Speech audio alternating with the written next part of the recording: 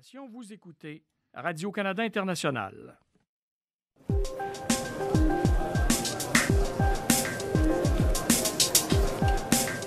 Tam Tam Canada.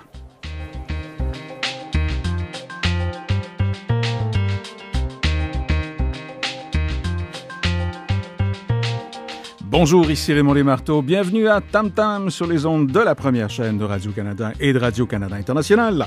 Bonjour auditeurs d'Afrique et d'Europe qui se joignent à nous. Nous les saluons où que vous soyez, quelle que soit la méthode vous nous écoutez. Et il y a plein de gens qui nous écoutent via des radios partenaires. Nous saluons aujourd'hui les auditeurs de radio du groupe Horizon à Ouagadougou, au Burkina Faso, et Golf FM, à Cotonou, au Bénin. À Tam Tam, aujourd'hui, paysage économique de RDC, beaucoup secteur minier. Il y a des Canadiens qui y travaillent. Anne-Marie Yvon nous en présente un. Et des étudiants de l'École de technologie supérieure de Montréal sont allés au Bénin construire un dispensaire. Nous en recevons deux, Nicolas Gosselin et Gabriel Miller.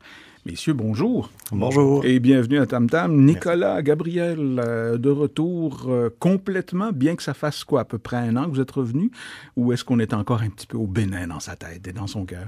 On l'est toujours un petit peu, en fait. Là. On a toujours des bons souvenirs, puis on en reparle souvent de cette aventure-là. Mm-hmm. Et c'est encore dans nos cœurs assez proche, donc c'est jamais parti complètement. L'École de technologie supérieure, son nom l'indique, c'est de la technologie de haut vol. On fait un bac, on fait des maîtrises, il y a des doctorats qui y font, il y a des postdocs, vous êtes là-dedans vous aussi. Qu'est-ce qui a fait, Nicolas, qu'on a décidé d'aller bâtir un dispensaire au Bénin? Je pense que c'est notre volonté commune à peut-être essayer de changer un petit peu le monde. D'entre vous, là, c'est ça? On est 5. Mm-hmm. On est 4 au baccalauréat et 1 au doctorat. Mm-hmm. Donc, chaque année, depuis 14 ans, le Précis existe. Le Précis, c'est le programme de regroupement étudiant pour la coopération internationale.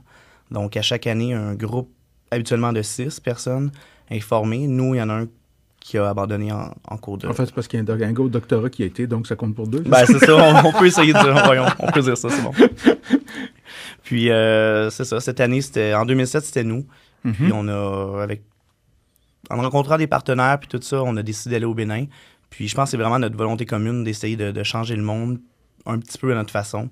Puis, ça nous permet aussi de découvrir c'est quoi l'Afrique. On entend beaucoup parler des pays en voie de développement. Qu'est-ce que c'est ailleurs? Qu'est-ce que c'est ailleurs? Mm-hmm. C'est ça. Et pourquoi un dispensaire?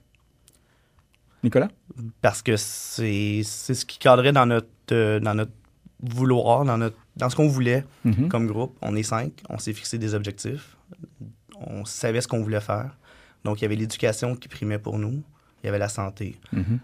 C'est les 2 gros objectifs. Les 2 grands vecteurs, c'est ça? Oui. Puis la santé l'a emporté parce que le projet de dispensaire avait l'air vraiment intéressant. Ils nous ont vraiment bien approchés. On a eu un bon contact ici au Bénin. Puis grâce à eux, ça donne un bon projet. Gabriel, le dispensaire, il est où? Qu'est-ce que vous avez trouvé quand vous êtes arrivé? Là? D'abord, comment, avant toute chose, là, il est où? Et comment est-ce qu'on se prépare pour aller construire un truc semblable?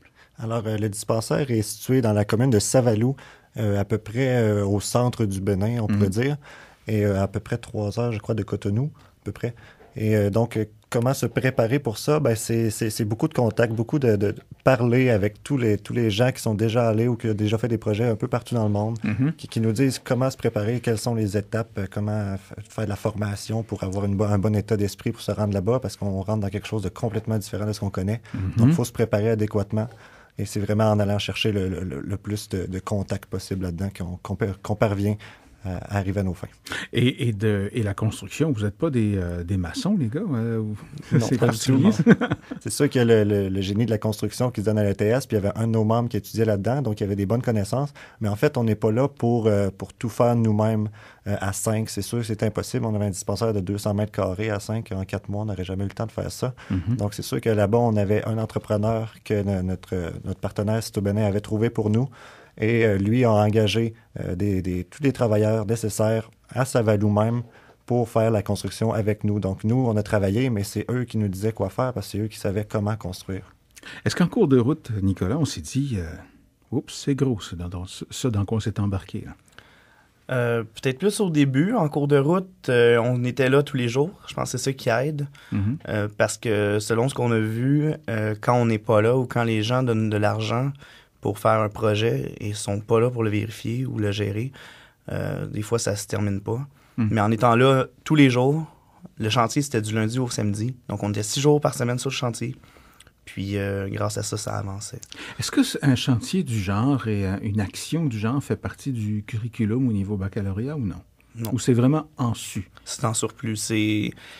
Moi, j'ai aucun crédit à mon programme pour ça. J'ai aucune reconnaissance dans mon baccalauréat pour ça. Même que ça retarde un peu le bac. Même que ça retarde une session dans mon cas. Mm-hmm. Ben, dans notre cas, parce que ça s'est fait du mois d'août au mois de décembre. Donc, j'ai manqué toute la session d'automne 2007. Mais ça en vaut tellement la peine que... Ça, justement, l'expression très, très québécoise, c'est « ouais, pis ». C'est ça.